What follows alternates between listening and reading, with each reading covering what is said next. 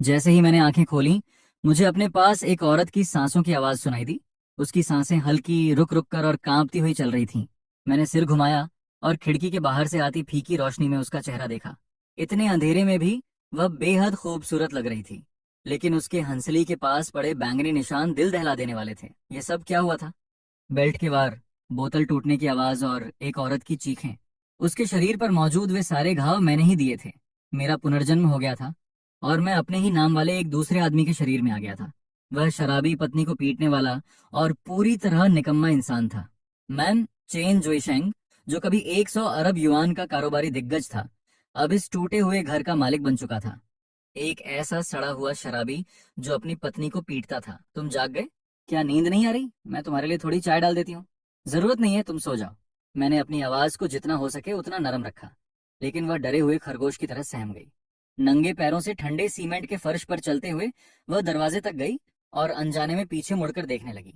उसने मेरी तरफ नहीं, बल्कि कोने में सो रही अपनी बेटी चेन चेन की तरफ देखा। अपनी बेटी की ओर डाली गई उसकी उस नजर और उसकी आंखों में भरे भावों ने मेरे दिल को जैसे बेरहमी से जकड़ लिया। कारोबारी दुनिया में वर्षों की चालबाजियों ने मेरे दिल को पत्थर बना दिया था। पिछले जीवन में मैंने अरबों के सौदे किए थे, कई देशों के बड़े अधिकारियों से मिला था और न जाने कितनी ऐसी औरतों के साथ रहा था जो खुद मेरे पास चली आती थीं। मुझे लगता था कि मैं दुनिया का सब कुछ देख चुका हूँ, लेकिन मैंने कभी ऐसी औरत नहीं देखी थी जिसे इतनी बेरहमी से पीटा गया हो। जागने के बाद उसने सबसे पहले इस बात का ध्यान रखा कि उसे पीटने वाला आदमी जाग न जाए, और दूसरी बात, उसने यह देखी कि उसकी बेटी ठीक से सो रही है या नहीं। मैं उठकर बैठ गया और अपनी कनपटियां मलने लगा। यादें लगातार मेरे दिमाग में उमड़ने लगीं। इस शरीर का पुराना मालिक जुआरी था। जब भी वह हारता अपनी पत्नी को पीटता था।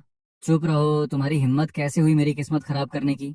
एक बार उसने शू मेंग को इतना पीटा कि वह 3 दिनों तक बिस्तर से उठ नहीं पाई। फिर भी उसे उठकर उसके लिए खाना बनाना पड़ा। वह खुद कोई काम नहीं करता था। पूरा परिवार बाजार में शू मेंग के फल का ठेला लगाने से चलता था। वह हर महीने 2 या 3 हजार युआन कमाती थी, लेकिन वह आदमी सारे पैसे छीनकर जुए में हार जाता था। जब उसे पैसे चाहिए होते, तब उसे अपनी बेटी की भी परवाह नहीं रहती थी। एक बार चैन चेन को 39 डिग्री बुखार था और उसने ताश की मेज पर फोन उठाकर कहा, मैं जुआ खेल रहा हूँ, जब वो मर जाए तो मुझे बता देना। फिर कल वह दोबारा हार गया था। कोई बात नहीं, तुम्हारे लिए शू मेंग की क्या कीमत है? अपनी कीमत बताओ। शू मेंग की कितनी कीमत हो सकती है? क्यों नहीं हो सकती? वह खूबसूरत है। यकीन नहीं होता? कल आकर खुद देख लेना, मैं तुम्हें दिखा दूंगा। आज वे लोग माल देखने आने वाले थे। मैंने आंखें बंद की और गहरी सांस ली। तभी शूमिंग चाय का कप लेकर आई। इसी दौरान चेन चेन नींद में बेचैनी से सिसकने लगी। मैंने मच्छरदानी उठाई और चाय का कप ले लिया। अंदर आ जाओ, वरना मच्छर घुसकर बच्ची को काटेंगे। शूमेंग ने अविश्वास से मेरी तरफ देखा। उसे यकीन ही नहीं हो रहा था कि जो आदमी हमेशा उसे पीटता और गालियां देता था, वह ऐसी बात कह सकता है। वह चेन चेन को सुलाने के लिए बिस्तर पर आ गई और मेरी तरफ पीट करके लेट गई। उसका शरीर हल्का सा तना हुआ था। घृणा और क्रोध की तेज लहर मेरे सिर तक चढ़ गई। उसके बाद मेरे में उससे भी अधिक तीखा और असहनीय दर्द उठा। जब वह बटन खोल रही थी, मैंने उसका हाथ पकड़ लिया। शू मेंग। मैंने पहली बार गंभीरता से उसका नाम लेते हुए उसकी आंखों में देखा। मेरी बात ध्यान से सुनो। अब तुम्हें ये सब करने की कोई जरूरत नहीं है। उसका पूरा शरीर बुरी तरह कांप उठा। मितली और गुस्से की एक तेज लहर मेरे सिर तक चढ़ गई। उसके तुरंत बाद मेरे दिल में उससे भी अधिक प्रचंड और चुभता हुआ दर्द उठा। जैसे ही वह बटन खोल रही थी, मैंने उसका हाथ पकड़ लिया। शू मेंग। मैंने पहली बार गंभीरता से उसका नाम लेते हुए उसकी आंखों में देखा। मेरी बात ध्यान से सुनो। अब तुम्हें ये सब करने की जरूरत नहीं है। उसका पूरा शरीर बुरी तरह कांप उठा। उसकी आंखें सदमे और उलझन से फैल गईं।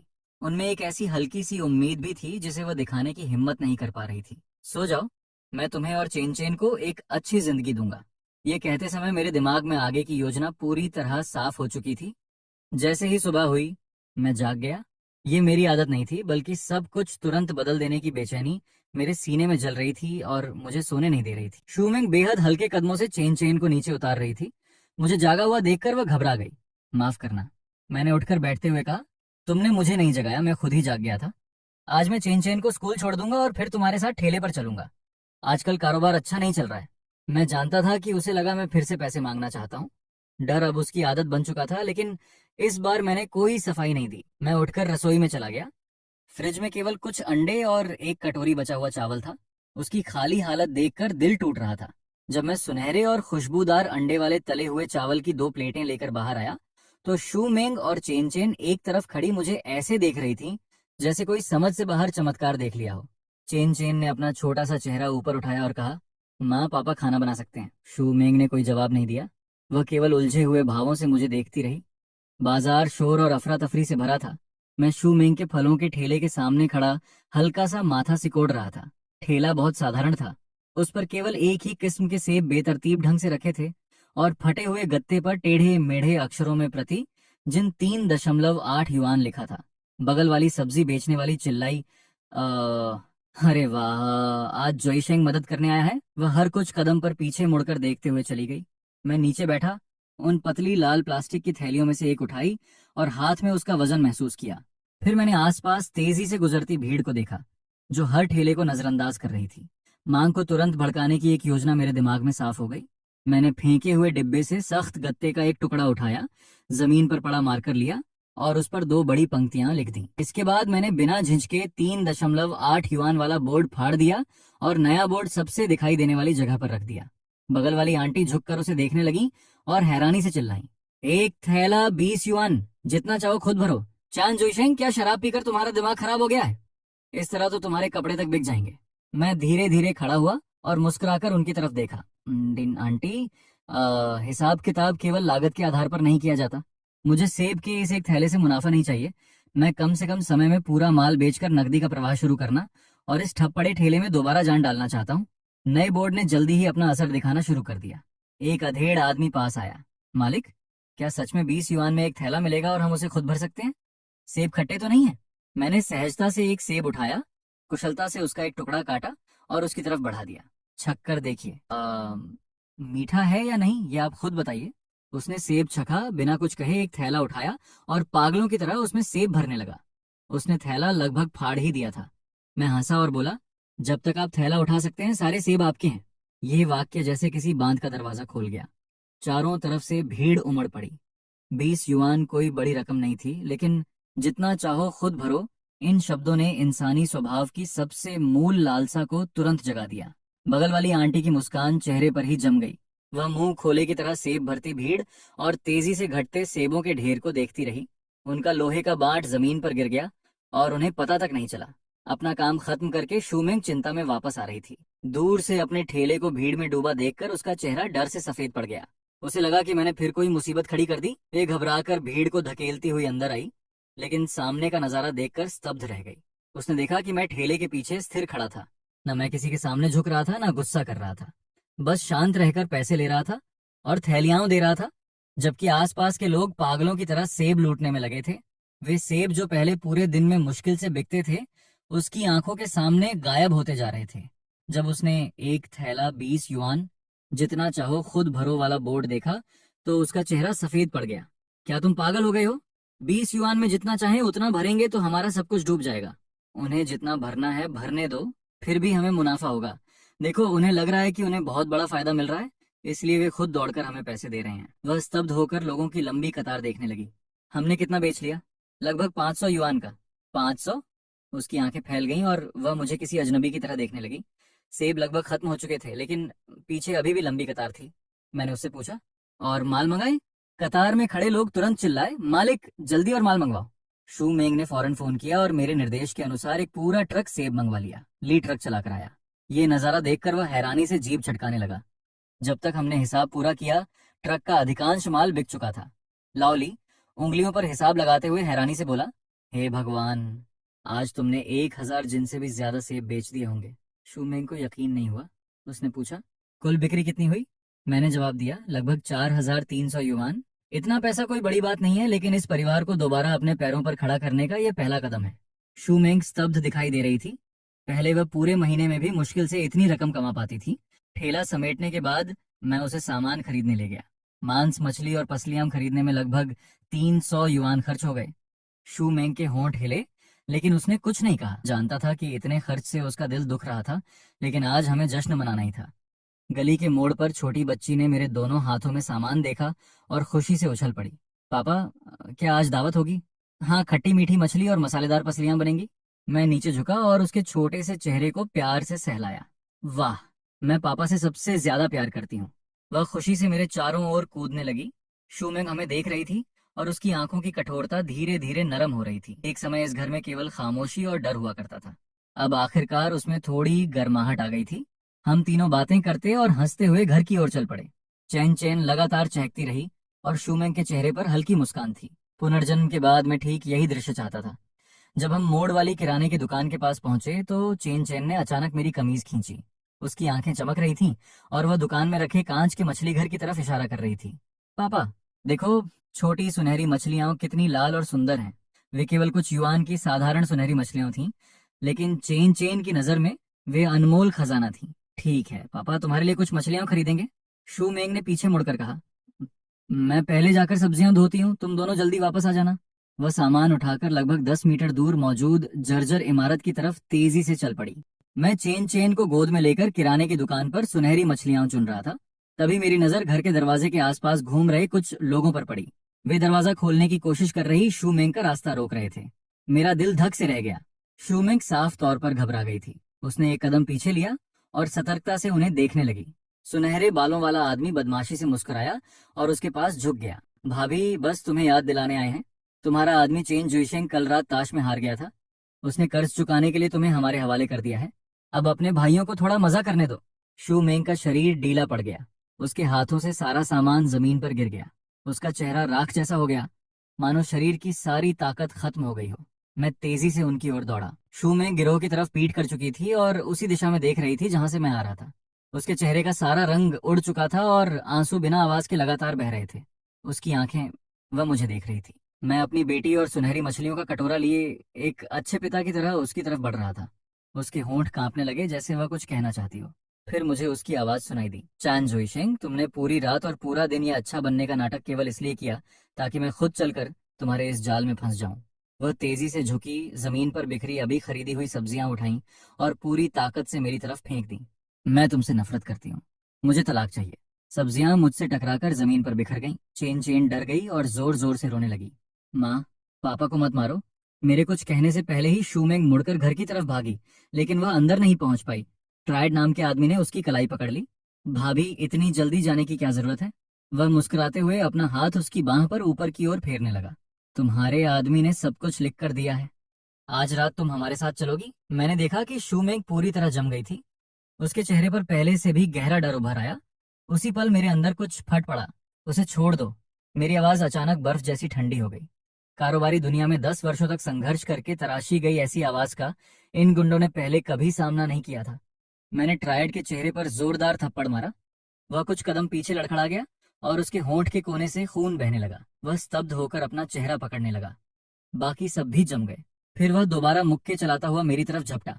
मैं एक कदम किनारे हुआ, उसका वार बचाया और उसके पेट पर जोरदार लात मारी। वह चीखते हुए पीछे उड़ गया और जमीन पर दर्द से तड़पने लगा। बाकी तीनों गालियां देते हुए मेरी तरफ दौड़े। मैं तेजी से आगे बढ़ा। फेंकना, जोड़ मोड़ना और घुटने से वार करना, पिछले जीवन में सीखी हर युद्ध कला मैंने इस्तेमाल की। मेरा हर वार सही जगह लगा। 1 मिनट से भी कम समय में चारों जमीन पर पड़े थे।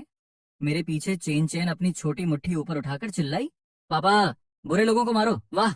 शूमेंग ने कोई आवाज नहीं निकाली। मैं ट्राइड के पास गया, उसके सीने पर पैर रखा और नीचे देखते हुए कहा, ध्यान से सुनो, मैंने जुआ छोड़ दिया है। पुराने सारे हिसाब खत्म हो चुके हैं। फिर कभी मेरे परिवार के पास आए तो जब भी तुम्हें देखूंगा तुम्हें पीटूंगा, समझे। उसने फिर भी अकड़ दिखाने की कोशिश की। तुमने पैसे लिए हैं और वापस नहीं दे रहे, हम पुलिस बुलाएंगे। मैं हंसा। पुलिस बुलाओगे? क्या तुम्हें पता है कि बड़े पैमाने पर जुआ चलाने की सजा क्या होती है? क्या मैं तुम्हें बताऊं? मेरे फोन में सबूत मौजूद हैं। क्या तुम्हारी तरफ से मैं ही फोन कर दूं? उनके चेहरे तुरंत सफेद पड़ गए। माफ कर दीजिए भाई चेन, हमसे गलती हो गई, हम अभी चले जाते हैं। रुको, मैंने उन्हें वापस बुलाया। फिर अब भी कांप रही शूमेंग की तरफ देखकर कहा, मेरी पत्नी से माफी मांगो। उन लोगों के चेहरे उतर गए लेकिन उन्होंने सिर झुका दिया। माफ कर दीजिए भाभी, अब यहाँ से निकलो।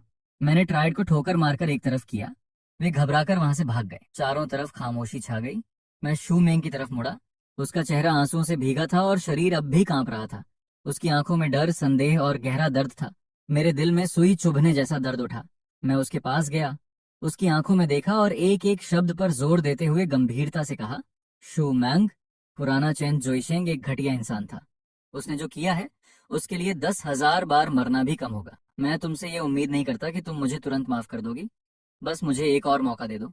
मैं अपनी जान की कसम खाता हूँ, आज के बाद अगर मैंने तुम्हें और चेन चेन को जरा सा भी दुख पहुंचने दिया तो मेरी मौत बेहद भयानक हो।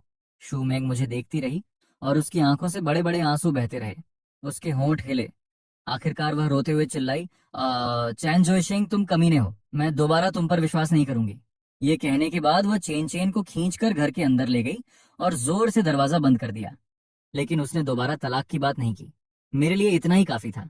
मैं रसोई में गया और कुछ ही देर में खट्टी मीठी मछली और मसालेदार पसलियों की खुशबू पूरे घर में फैल गई। मैं खाने की प्लेटें लेकर शयन कक्ष के दरवाजे तक गया और दस्तक दी। खाना तैयार है। गुस्से में रहकर बच्ची को भूखा मत रखो, मैं बैठक में सो जाऊंगा। मैंने थाली नीचे रखी और मुड़कर जाने लगा। अंदर से चेन चैन की हल्की सी आवाज आई, माँ, कितनी अच्छी खुशबू आ रही है। थोड़ी देर बाद मुझे कटोरियों और खाने की छड़ियों की हल्की आवाज सुनाई दी। मैं सख्त सोफे पर लेटकर छत को देखने लगा। रास्ता लंबा था, लेकिन मंजिल की दिशा मुझे पहले कभी इतनी साफ दिखाई नहीं दी थी। मुझे उनकी रक्षा करनी थी और इस परिवार को सच में दोबारा खुशहाल बनाना था। शयन कक्ष का दरवाजा थोड़ा सा खुला। मैंने आंखें बंद कर लीं और सोने का नाटक करने लगा। कुछ सेकंड बाद दरवाजा धीरे से फिर बंद हो गया, लेकिन इस बार उसमें कुंडी नहीं लगी थी। मेरे होंठों पर हल्की मुस्कान आ गई। अगले कुछ दिनों तक मैं रोज शू मैंग के साथ ठेले पर गया। एक थैला 20 युआन, जितना चाहो खुद भरो, बाजार की पहचान बन गया। हर दिन 1,000 जिनसे ज्यादा सेब लगातार बिकने लगे। एक सप्ताह से भी कम समय में शू मैंग के खाते में 10,000 युआन बढ़ गए। रात को उसे अक्सर नींद नहीं आती थी। कुछ दिनों बाद बिक्री कम होने लगी। तब मेरे दिमाग में एक नया विचार आया। मैंने चेरी और ब्लूबेरी लाने का सुझाव दिया। उसने माथा सिकोड़कर कहा कि वह पहले भी इन्हें बेचने की कोशिश कर चुकी थी, लेकिन वे नहीं बिके। मगर इस बार तरीका अलग था। मैंने ठेले को 2 स्तरों में बांट दिया। नीचे वाले स्तर पर सेब और आड़ू 15 युआन प्रति जिन थे। ऊपर वाले स्तर पर चेरी और ब्लूबेरी 25 युआन प्रति जिन थी। ग्राहक अपनी पसंद से कुछ भी चुन सकते थे। सारे फलों को धोकर काट कर डिब्बों में रखा गया था। केवल 1 युआन और देकर जितना चाहें दही ले सकते थे। 1 और युआन देने पर एक जिन सेब भी मिलते थे। नया ठेला साफ सुथरा और व्यवस्थित था, इसलिए गंदे और बेतरतीब बाजार में वह अलग ही दिखाई दे रहा था। उस दिन की कुल बिक्री 3,000 युआन से अधिक हुई। मुझे सबसे अधिक खुशी इस बात की थी कि नीचे वाले सस्ते फलों की तुलना में ऊपर वाले महंगे फल ज्यादा बिके। ठेला बंद करते समय शू मैंग खुद को रोक नहीं पाई और मुझसे इसका कारण पूछ लिया। मैंने उसकी तरफ देखकर मुस्कुराते हुए कहा, क्योंकि महंगे फलों से उन्हें लगता है कि उन्हें और भी बड़ा फायदा मिल रहा है। केवल 10 युआन अधिक देकर वे महंगे फलों में से अपनी पसंद की कोई भी चीज ले सकते हैं। आखिर कौन लालच में नहीं आएगा? कारोबार का मतलब लोगों के दिमाग को समझकर चलना है। उसने मुझे डांटते हुए कहा, तुम हमेशा इतनी चालाकी करते हो। लेकिन उसके होंठों के कोने अपने आप ऊपर उठ गए। उस सप्ताह हमने फिर 10,000 युआन कमाए। मुझे देखने वाली उसकी आंखों में धीरे धीरे फिर से रोशनी लौटने लगी। उस दिन चेन चेन को स्कूल से लेने जाते समय हमने दरवाजे पर अच्छे सूट में खड़े एक आदमी को देखा। वह शू मेंग का बड़ा भाई शू हाई था। भैया! शू मेंग खुशी से उसके पास दौड़ी। शू हाई ने मुश्किल से उसकी तरफ देखा, फिर उसकी चाकू जैसी तेज नजर मेरी तरफ घूमी। जोइशेंग, मेरे साथ सिगरेट का एक पैकेट खरीदने चलो। मैं समझ गया कि वही मुझसे अकेले बात करना चाहता था। वाहन खड़े करने वाली जगह पर पहुंचकर उसने एक BMW की तरफ इशारा किया। इस गाड़ी की कीमत 2 लाख युआन से अधिक है। कैसी लगी? बुरी नहीं है। उसने एक बैंक कार्ड निकाला और मेरे हाथ पर पटक दिया। इसमें 2 लाख युआन है। गाड़ी भी तुम्हारी होगी। कल शूमेंग को तलाक दे देना। बच्ची उसके साथ रहेगी। गाड़ी और पैसे तुम रख लेना। इसके बाद हमारे बीच सब खत्म। शू हाई की बात सुनकर मैंने सिर हिला दिया। भैया, अब मैं बदल चुका हूँ। तेंदुआ अपने धब्बे नहीं बदल सकता। शू हाई का चेहरा अंधेरा पड़ गया। शू मेंग हमारी आंखों का तारा थी। देखो तुम्हारे साथ उसकी जिंदगी कैसी हो गई। शराब और जुआ, बस यही सब किया तुमने। क्या तुम उसके लायक हो? पैसे कम लग रहे हैं। अपनी कीमत बताओ। मेरे भीतर गुस्सा भड़क उठा। मैं जानता था कि वह इस शरीर के पुराने मालिक को गालियां दे रहा था, लेकिन फिर भी उसके शब्द मुझे चुभ रहे थे। मुझे कुछ और महीने दे दीजिए। तुम तो कीचड़ से भी बदतर हो। उसने मेरी बात काट दी। गांव का एक आदमी विश्वविद्यालय चला गया तो क्या खुद को शहर का समझने लगा? अगर उस समय शू मेंग ने गलत फैसला नहीं किया होता तो तुम्हारे जैसे आदमी की औकात ही क्या थी? तुम जैसे लोग पैसे वाले परिवार में शादी करके ऊपर चढ़ना चाहते हो, है ना? खूबसूरत पत्नी से शादी करके इज्जत पाना चाहते हो। क्या तुम इसके लायक हो? मैंने मुट्ठियां भींच लीं, फिर धीरे धीरे उन्हें खोल दिया। मैं किसान का बेटा हूँ और एक रसोइया हूँ जिसने तुम्हारे परिवार को शर्मिंदा किया है। लेकिन पैसे देकर मुझे खरीदने की कोशिश मत करना। तुम ऐसा नहीं कर सकते। मुझे 3 महीने दो। मैं 10 लाख युआन कमाकर दिखाऊंगा, उसके बाद मुझसे बात करना। शू हाई एक पल के लिए स्तब्ध रह गया। फिर वह ऐसे तिरस्कार से हंसा जैसे उसने दुनिया का सबसे मजेदार मजाक सुन लिया हो। मैंने उससे और कुछ नहीं कहा। मैं मुड़ा और वापस घर चला गया। घर लौटने पर शूमेंग थोड़ी चिंतित दिखाई देते हुए मेरे पास आई। मैंने मुस्कुराकर झूठ बोला, कोई बात नहीं है भैया, बस मेरा हौसला बढ़ा रहे थे। उसे मेरी बात पर विश्वास नहीं हुआ, लेकिन उसने आगे कुछ नहीं पूछा। शुहाई रात के खाने के लिए रुक गया।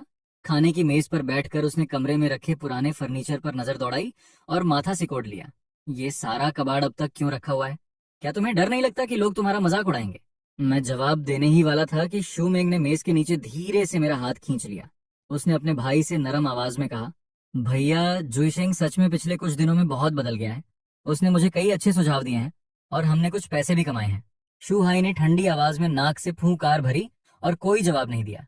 तभी उसका फोन बजा। फोन उठाते ही उसका चेहरा अचानक बदल गया। क्या श्री लू हमारे प्रचार प्रस्ताव से संतुष्ट नहीं है? उन्होंने तो कहा था कि आज इसे मंजूरी दे देंगे। दूसरी तरफ की आवाज बहुत घबराई हुई थी, यहाँ तक कि मैं भी उसकी बातें हल्की सी सुन पा रहा था। श्री लू ने प्रस्ताव देखकर कहा था कि वह बहुत पुराने ढर्रे का है। शाही जीवन का आनंद और उत्कृष्ट कृतियों का संग्रह जैसी बातें अब काम नहीं करती। वे 3 घंटे बाद तुमसे खुद बात करना चाहते हैं। अगर तुम इसे दोबारा ठीक नहीं कर पाए तो इस परियोजना की योजना फीस काट ली जाएगी और तुम्हारा पद भी खतरे में पड़ जाएगा। शू हाई ने तुरंत अपना लैपटॉप निकाला और बहुत विनम्र बनकर ग्राहक से बात करने लगा। ग्राहक चाहता था कि परियोजना की छवि उच्च स्तर की हो लेकिन दिखावटी न लगे, उसमें सांस्कृतिक गहराई भी हो और वह युवा लोगों को भी आकर्षित करे। कुछ देर सुनने के बाद मैंने उसके प्रस्ताव पर नजर डाली। उसका पूरा तरीका ही गलत था। उच्च स्तर की संपत्तियां केवल मकान नहीं बेचती, वे संपर्क, संसाधन और भविष्य की संभावनाएं बेचती हैं। मैं मुड़कर वापस रसोई में चला गया। जब और व्यंजन लेकर बाहर आया तो शूहाई वहां नहीं था। उसका लैपटॉप अभी भी खुला था और प्रस्ताव आधा अधूरा पड़ा था। शू मेंग ने चिंता से कहा, भैया फोन करने बाहर गए हैं। अगर यह ग्राहक हाथ से निकल गया तो उनकी नौकरी भी जा सकती है। मैंने सुना है कि यह संपत्ति इस साल उनकी कंपनी की सबसे महत्वपूर्ण परियोजना है। चेन चेन ने अचानक अपना छोटा सा चेहरा ऊपर उठाया। पापा, क्या आप मामा से भी ज्यादा होशियार हैं? साबित करके दिखाओ। मैं मुस्कुराया, फिर बैठकर माउस चलाया। शू हाई के अधूरे प्रस्ताव का पूरा पाठ चुना और उसे मिटा दिया। शू मेंग चिल्लाई, क्या तुम पागल हो गए हो? क्या तुमने इसे सुरक्षित नहीं किया था?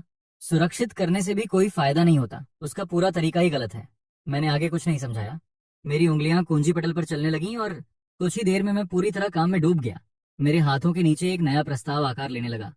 संपूर्ण परिस्थितियों पर आधारित संचालन व्यवस्था, संसाधन एकीकरण की रणनीति और पहचान सत्यापन प्रणाली। मैंने एक एक करके सारी चीजें तैयार कर दी। जब शू हाई वापस आया और उसने मुझे अपने कंप्यूटर पर बैठा देखा तो उसका गुस्सा पूरी तरह फट पड़ा। तुमसे किसने कहा था कि मेरे कंप्यूटर को हाथ लगाओ? वह तेजी से मेरी तरफ दौड़ा।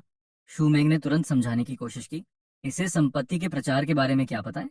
शू हाई आगे बढ़ा लेकिन फिर अचानक रुक गया और स्क्रीन को घूरने लगा। उस पर बेहद व्यवस्थित ढंग से तैयार किया गया एक प्रचार प्रस्ताव दिखाई दे रहा था, लेकिन अगले ही पल उसकी आंखें फैल गईं। तुमने मेरी पुरानी योजना का क्या किया? उसे मिटा दिया। उसका पूरा शरीर कांप उठा। क्या तुम्हें पता भी है कि इसे तैयार करने के लिए मैंने कितनी रातें जागकर बिताई हैं? उसी समय उसका फोन बज उठा। समय सीमा पूरी हो चुकी थी। उसने स्क्रीन पर लगभग तैयार हो चुके नए प्रस्ताव को देखा और उसके चेहरे के भाव लगातार बदलने लगे। आखिरकार उसने दांत भींचकर नया प्रस्ताव भेज दिया। फिर उसने मुझे घूरते हुए कहा, अगर तुम्हारी वजह से यह सौदा हाथ से निकल गया तो मैं तुम्हें नहीं छोड़ूंगा। अभी परिणाम नहीं आया था। मैंने पानी का कप उठाकर एक घूंट लिया। 10 मिनट भी नहीं बीते थे कि उसका फोन फिर बज उठा। उसने फोन उठाया, कुछ देर दूसरी तरफ की बात सुनी और उसके होंठ हल्के से फड़कने लगे। फिर उसने फोन काट दिया। संगीत। उसने उलझे हुए भावों से मेरी तरफ देखा, अपना कंप्यूटर उठाया और बाहर की ओर चल पड़ा। मैं कंपनी जा रहा हूँ, वापस आकर तुमसे निपटूंगा। मैं हल्का सा मुस्कुराया। मुझे पता था कि अब उसका सामना किस चीज से होने वाला है। उस प्रस्ताव में लिखी अवधारणाएं उसके स्तर के व्यक्ति की समझ से कहीं आगे थीं। जैसा मैंने सोचा था। कुछ ही देर बाद मेरा फोन बज उठा। फोन शू हाई का था। दूसरी तरफ उसकी आवाज में थोड़ी झिझक थी। चेन जोइशिंग, क्या तुम अभी मेरी कंपनी आ सकते हो? श्री लियू उस व्यक्ति से मिलने पर अड़े हैं जिसने ये प्रस्ताव लिखा है। मुझे पता भेज दो, मैं तुम्हें लेने के लिए चालक भेज देता हूँ। कंपनी पहुंचकर मैंने सहायक के हाथ में मौजूद प्रस्ताव को संचालन वाले पन्ने पर पलट दिया। यह मेरी बनाई हुई पहचान सत्यापन प्रणाली है। सबसे पहले घर खरीदने वालों को मालिक समिति की मंजूरी लेनी होगी। केवल पैसा होना पर्याप्त नहीं होगा।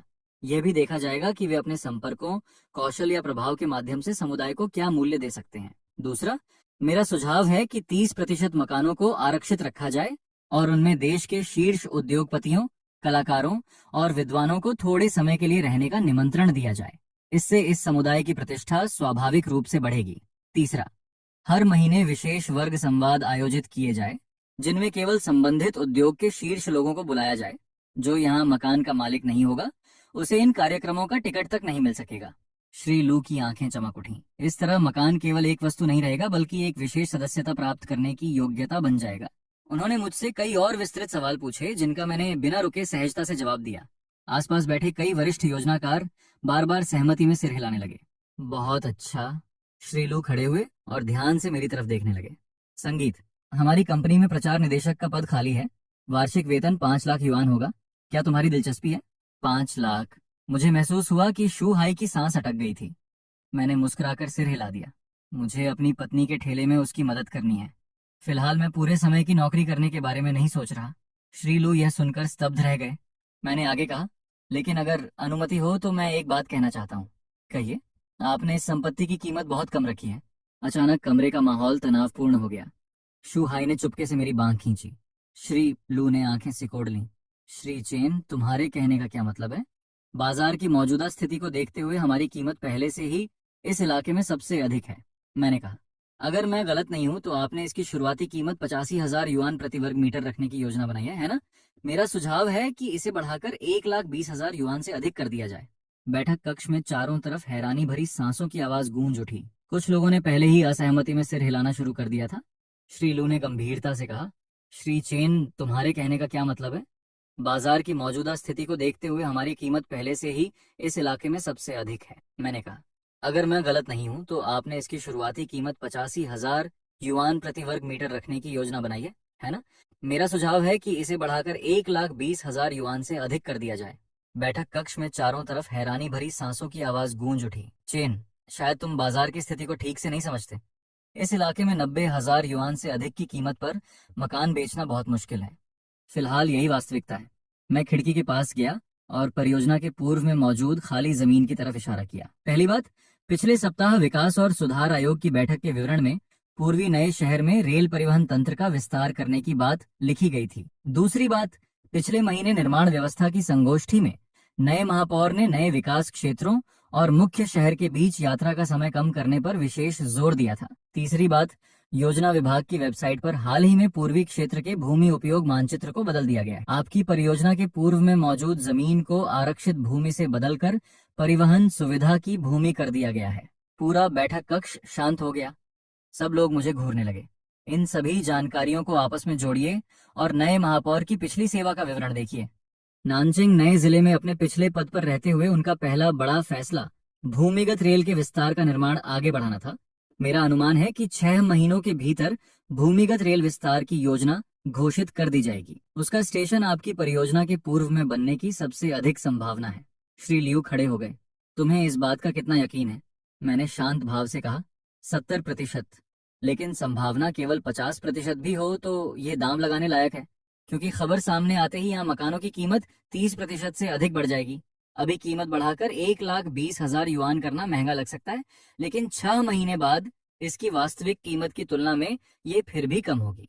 इससे भी महत्वपूर्ण बात यह है कि भूमिगत रेल की खबर सामने आते ही आसपास की बड़ी संख्या में आम बाजार वाली आवासीय परियोजनाएं बिक्री के लिए आ जाएंगी। अगर आपने कीमत 85,000 युआन ही रखी तो आपके विशिष्ट समुदाय वाली पूरी पहचान खत्म हो जाएगी। धनवान लोग भूमिगत रेल से दफ्तर जाने वाले साधारण कर्मचारियों के पड़ोसी नहीं बनना चाहते। पूरा बैठक कक्ष बिल्कुल शांत था। श्री लियू पूरे 1 मिनट तक मुझे घूरते रहे। फिर उन्होंने अपना फोन उठाया। सचिव वांग, योजना विभाग के निदेशक लियू से संपर्क करो। पूर्वी नए शहर की भूमिगत रेल योजना के बारे में सावधानी से जानकारी प्राप्त करो। प्रतीक्षा के वे 10 मिनट 10 वर्षों जैसे लग रहे थे। फोन बजा। श्री लियू ने फोन उठाया। दूसरी तरफ की बात सुनते हुए उनका चेहरा लगातार गंभीर होता चला गया। आखिर उन्होंने केवल इतना कहा, पुष्टि हो गई? अच्छा, मैं समझ गया। फोन काटकर उन्होंने मेरी तरफ देखा। मेरी कंपनी में काम करो, प्रचार विभाग के उपाध्यक्ष बन जाओ, वार्षिक वेतन 10 लाख युआन होगा। क्या तुम्हारी दिलचस्पी है? मैंने देखा कि शू हाई का चेहरा लाल हो गया और उसका पूरा शरीर अकड़ गया, लेकिन मैंने फिर भी सिर हिला दिया। मुझे पूरे समय की नौकरी में दिलचस्पी नहीं है। मैं अपने परिवार के साथ अधिक समय बिताना चाहता हूँ। श्री लियू कुछ देर तक मुझे देखते रहे, फिर बेबस होकर मुस्कुराए। हर व्यक्ति की अपनी प्राथमिकता होती है, लेकिन मैं फिर भी चाहता हूँ कि तुम इस परियोजना से जुड़े रहो। अपनी फीस तुम खुद तय कर सकते हो। मैंने शू हाई की तरफ देखा। वास्तव में शू हाई की बुनियादी समझ बहुत मजबूत है। वह इस योजना की मुख्य अवधारणाओं को समझ चुका है। श्री लियू उसके साथ मिलकर यह काम कर सकते हैं। शू हाई स्तब्ध रह गया। उसने अविश्वास से भरी आंखों से मेरी तरफ देखा। श्री लियू ने कुछ देर सोचा और आखिरकार सिर हिला दिया। ठीक है, ये परियोजना मैं तुम दोनों को सौंपता हूँ। कंपनी से बाहर निकलते समय शू हाई अब भी सपने में दिखाई दे रहा था। उसने अचानक पूछा, तुमने साल के 10 लाख युआन ठुकरा दिए? क्या भूमिगत रेल वाली खबर का विश्लेषण सच में तुमने खुद किया था? मैंने कहा, सारी जानकारी सबके सामने मौजूद है। फलों के ठेले पर मेरी जरूरत है। वह कुछ सेकंड तक चुप रहा, फिर उसकी आवाज हल्की सी कांपने लगी। तुम जानते भी हो कि 10 लाख युआन का क्या मतलब होता है? मैंने 8 साल तक काम किया है और अब जाकर उसके आधे तक पहुंच पाया हूँ। मैंने कहा, भैया अगर यह सौदा सफल हो गया तो आप कंपनी के नायक बन जाएंगे। इसके बाद आपके लिए आगे बढ़ने के बहुत सारे रास्ते खुल जाएंगे। मैं गाड़ी में बैठा और वहां से चला गया। पीछे देखने वाले शीशे में मैंने उसे वहीं खड़े होकर काफी देर तक मेरी जाती हुई गाड़ी को देखते पाया। रात के खाने के समय शू हाई फिर घर आया। मैंने शराब की जगह चाय का कप उठाया। भैया, मैंने अतीत में जितनी भी घटिया हरकतें की हैं उनके लिए मैं दिल से माफी मांगता हूँ। शू मेंग स्तब्ध रह गई और उसकी खाने की छड़ियां हवा में ही रुक गईं। मैं जानता था कि वह क्या सोच रही थी। वह यही सोच रही थी, पुराना चेन जोइशेंग कभी माफी नहीं मांगता था। वह केवल पहले से भी बुरा व्यवहार करता।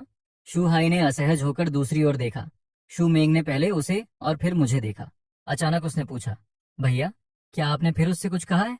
मैंने मुस्कुराकर कहा, भैया बस मुझे ये याद दिला रहे थे कि मुझे जिम्मेदार बनना चाहिए। शू मेंग ने अपनी चॉपस्टिक नीचे रखी और गंभीरता से शू हाई की ओर देखा। भैया मैंने उसे चुना है। ये मेरा रास्ता है। इसका फल चाहे कितना भी कड़वा क्यों ना हो, मैं उसे खुद निगल लूंगी। अगर आपको सच में मेरी चिंता है तो ऐसी बातें कहना बंद कर दीजिए जिनसे मेरे लिए सब कुछ और मुश्किल हो जाता है। रोशनी के नीचे उसकी आंखों में ऐसा दृढ़ निश्चय था जो अब कभी पीछे नहीं हटने वाला था। शू हाई ने अपना प्याला उठाया और एक ही घूंट में खाली कर दिया। उसने आह भरी, फिर कुछ नहीं कहा। जल्दी से खाना खत्म किया और चला गया।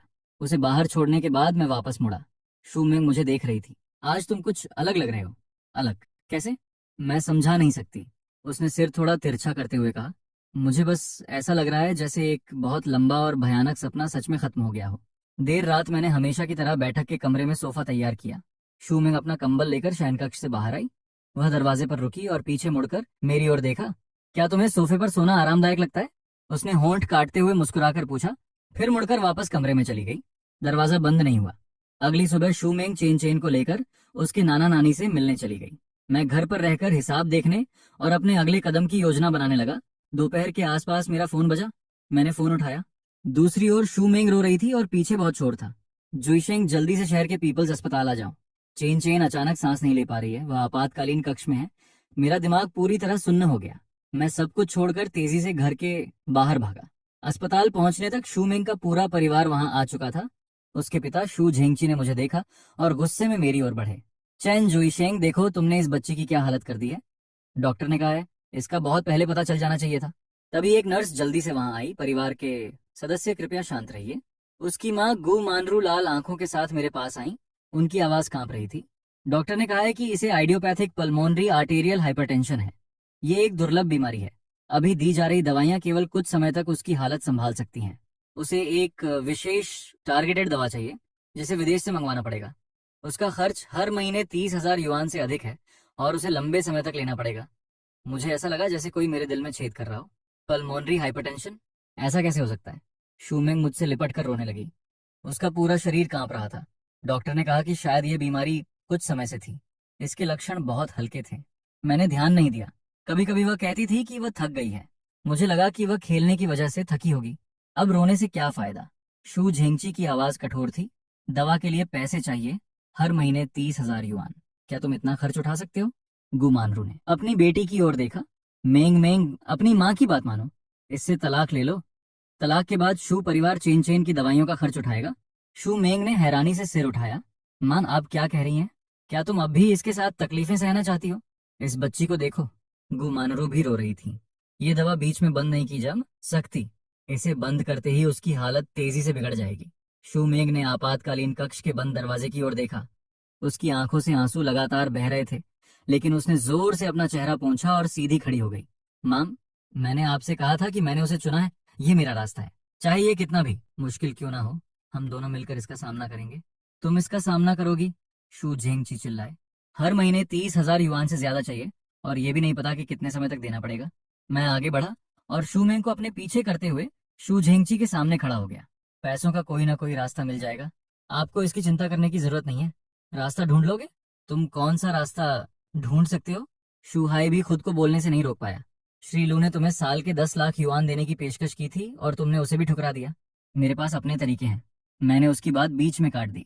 चेन चेन हमारी बेटी है, हम उसकी पूरी जिम्मेदारी उठाएंगे। शू झेंगची काफी देर तक मुझे घूरते रहे, फिर अचानक ठंडी हंसी हंसे। ठीक है, तुम्हारे अंदर बहुत स्वाभिमान है, अब इसे खुद ही संभालना। चलो यहाँ से। शू परिवार वहां से चला गया। शूमिंग मेरे कंधे पर सिर रखकर धीरे धीरे रो रही थी। उसका शरीर कांप रहा था। डरो मत, मैंने धीरे से उसकी पीठ थपथपाई। मैं तुम्हारे साथ हूँ, लेकिन दवाइयों का खर्च। उसने आंसू भरी आंखों से मेरी ओर देखा। हर महीने 30,000 युआन। हमारे पास पैसा समस्या नहीं है, मैंने खिड़की के बाहर देखते हुए कहा। तुम चेन चैन का ध्यान रखो, बाकी सब मुझ पर छोड़ दो। भुगतान काउंटर पर खड़ा होकर मैंने अपने हाथ में मौजूद बैंक कार्ड को देखा। उसके अंदर वह पैसा था जिसे हमने सुबह से रात तक मेहनत करके एक एक पैसा जोड़कर बचाया था। लेकिन मैं जानता था कि अपनी बेटी का इलाज कराने के लिए यह पैसा बिल्कुल भी पर्याप्त नहीं था। अपने पिछले जीवन में मैंने शून्य से शुरुआत करके 100 अरब युआन का साम्राज्य खड़ा किया था। इस जीवन में अपने परिवार के लिए मुझे तुरंत इतना पैसा कमाना था जो उनके लिए पर्याप्त हो। अस्पताल के गलियारे में मैं अपनी यादों को तेजी से खंगालने लगा और जल्द पैसा कमाने का कोई तरीका खोजने लगा। वायदा कारोबार बहुत धीमा था। प्राचीन वस्तुओं का कारोबार बहुत गहरा और जोखिम भरा था। जुए के लिए सही संपर्क चाहिए थे। तभी मेरी यादों का एक बेहद धुंधला हिस्सा अचानक साफ हो गया। एक भूमिगत जुए की वेबसाइट पर मौजूद वर्चुअल घुड़दौड़ वाले हिस्से की इनाम अग्रिम वितरण प्रणाली में एक खामी थी। किसी व्यक्ति ने उस खामी का इस्तेमाल करके 3 दिनों के अंदर 20 लाख युआन से ज्यादा निकाल लिए। खातों का मिलान करते समय वेबसाइट को गड़बड़ी का पता चला था। इस खामी का सिद्धांत ज्यादा जटिल नहीं था, लेकिन दांव लगाने के लिए बिल्कुल सही समय और सटीक गणना जरूरी थी। किसी वर्चुअल दौड़ के आखिरी 30 सेकंड के दौरान वेबसाइट वास्तविक समय के भाव के आधार पर संभावित जीत की रकम को पहले ही उपलब्ध शेष राशि के रूप में दिखा देती थी। मुख्य बात यह थी कि उन आखिरी 30 सेकंड के अंदर अगर कोई उपयोगकर्ता उस वर्चुअल रकम से समाप्त होने वाली किसी दूसरी दौड़ पर नया दांव लगा देता, तो प्रणाली वास्तव में उस दांव को मान्य कर देती थी। सही क्रम का इस्तेमाल करके थोड़ी सी असली पूंजी से दर्जनों गुना वर्चुअल रकम प्राप्त की जा सकती थी और लगातार कई दांव लगाए जा सकते थे। सारी दौड़ें समाप्त होने के बाद अगर अंतिम दांव जीत जाता तो मिलने वाला मुनाफा असली होता। आसान शब्दों में ये किसी जुआ घर जैसा था, जहां तुम 100 युआन का दांव लगाते हो और संचालक तुम्हें जीतने के करीब देखकर 1,000 युआन के सिक्के आगे बढ़ाते हुए कहता है, ये रकम शायद तुम्हारी होने वाली है। फिर तुम उन्हीं 1,000 युआन से किसी दूसरी मेज पर दांव लगाकर जीत जाते हो। अब जुआ घर को वह रकम तुम्हें देनी ही पड़ेगी और मुझे इस खामी का इस्तेमाल करने का निश्चित समय, इसे सक्रिय करने की शर्तें और पकड़े जाने से बचने का तरीका मालूम था। Lucky horse racing. हर वर्चुअल दौड़ 3 मिनट की थी। मैंने गहरी सांस ली। पहला कदम, अपने आप तैयार किए गए अनजान नाम से नया खाता बनाना। दूसरा कदम, पैसे जमा करना। वेबसाइट कई अनजान और अलग अलग स्तर वाली तीसरे पक्ष की भुगतान सेवाओं का समर्थन करती थी। मैंने ऐसा तरीका चुना जिसमें छोटी छोटी रकम अलग अलग करके जमा करनी थी। 5 मिनट बाद शुरुआती 5,000 युआन खाते में पहुंच गए।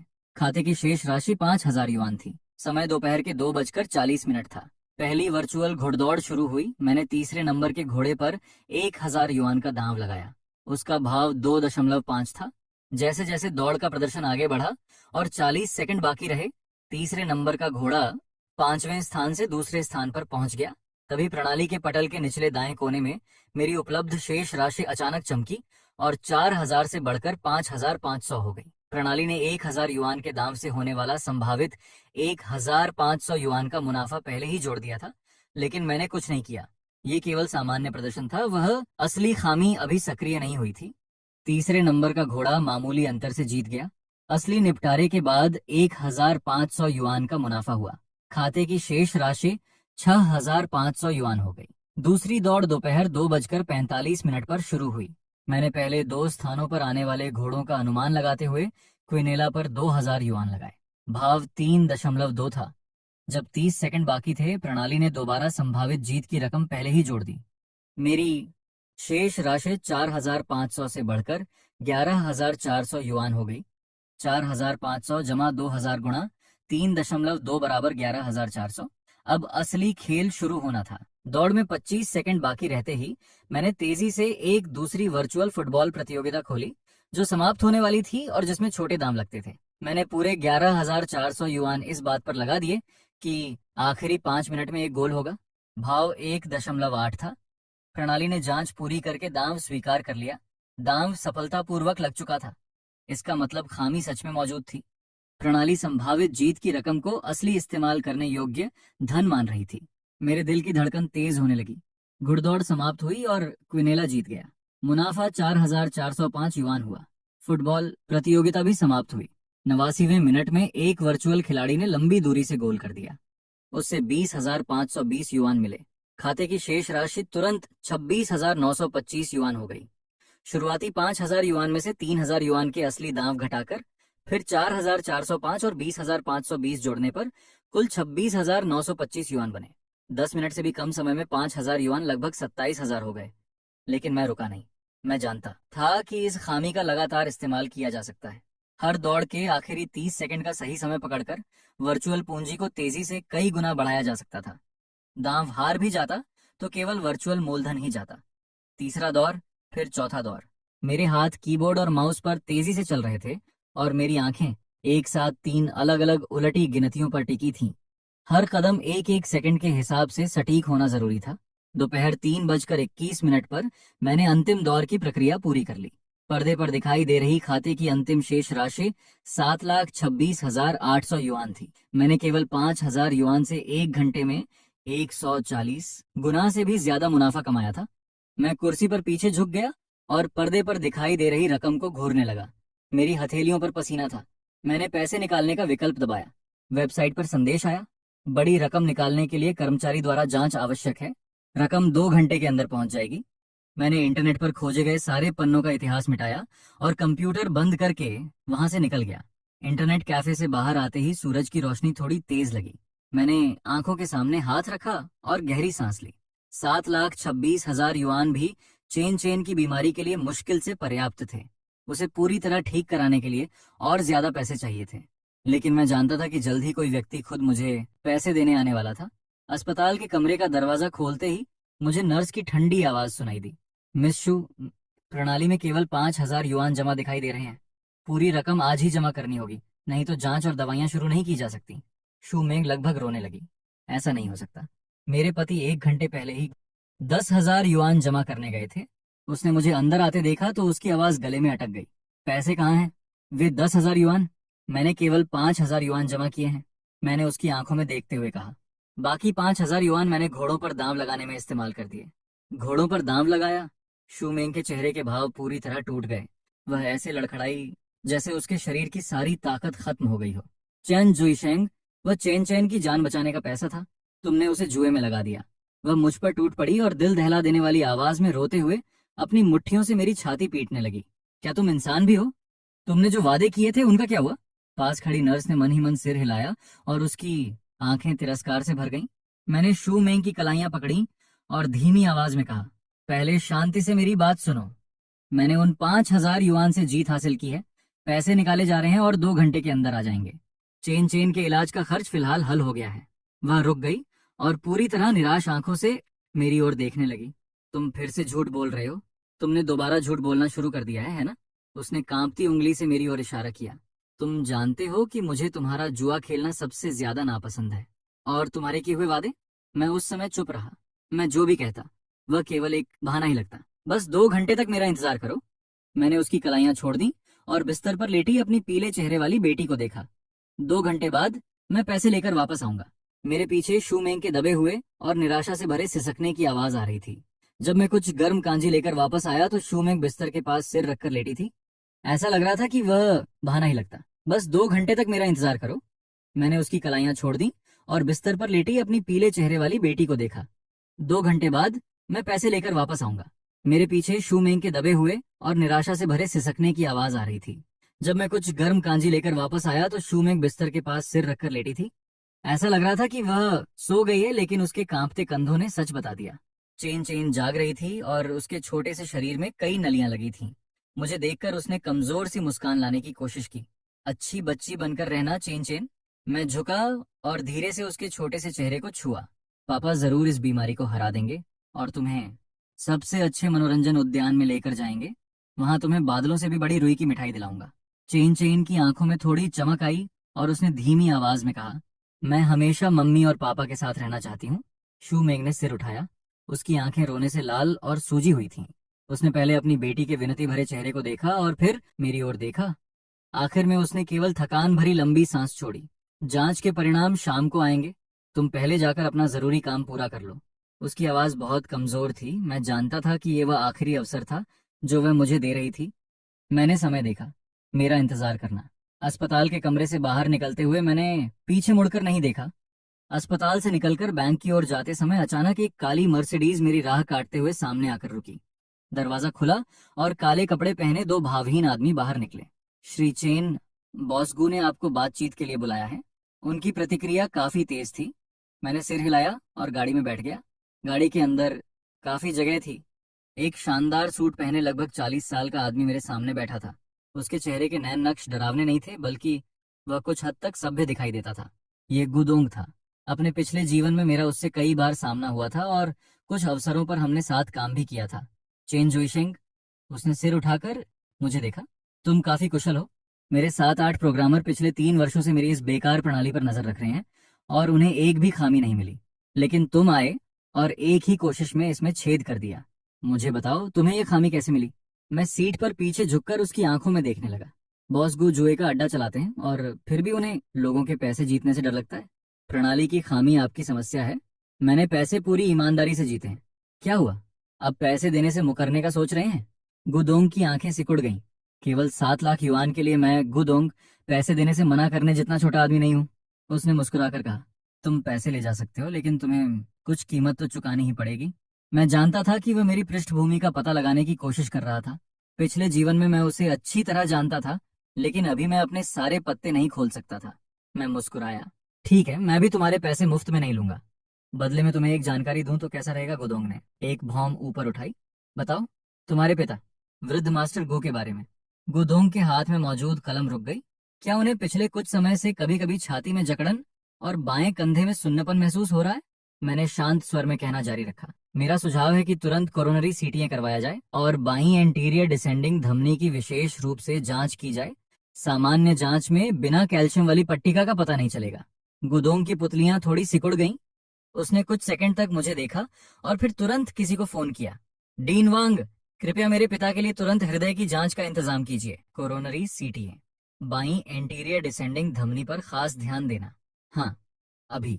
गाड़ी के अंदर पूरी तरह सन्नाटा छा गया। 40 मिनट बाद फोन बजा। गुदोंग ने फोन उठाया और उसके चेहरे के भाव अचानक बदल गए। फोन रखने के बाद वह मुझे पूरी तरह अलग नजरों से देखने लगा। बाइंग एंटीरियर डिसेंडिंग धमनी में 85% से भी ज्यादा गंभीर संकुचन था। थोड़ी और देर हो जाती तो उनकी जान जा सकती थी। वह कुछ देर रुका। जुईशेंग, तुम आखिर हो कौन? इससे कोई फर्क नहीं पड़ता, मैंने उसकी आंखों में देखते हुए कहा।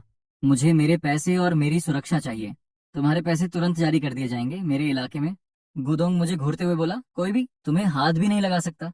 लेकिन तुम्हारे जैसा व्यक्ति केवल 7 लाख युआन के लिए इतना बड़ा जोखिम नहीं उठाएगा। तुम कुछ और भी कहना चाहते हो, है ना?